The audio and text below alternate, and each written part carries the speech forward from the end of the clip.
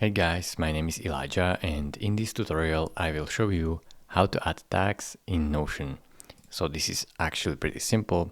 First, just type table and here select table view.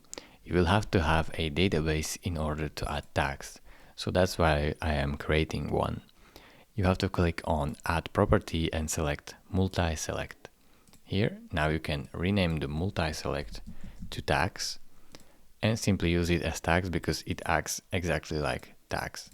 You can search for an option, so select tag 1 and click on create.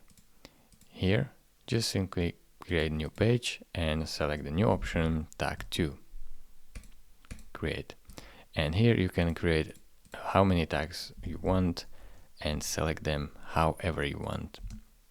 So it is really simple to add tags into Notion. Thank you very much for watching. If this video was helpful to you, consider subscribing and liking this video, and I will see you in the next tutorial. Bye bye.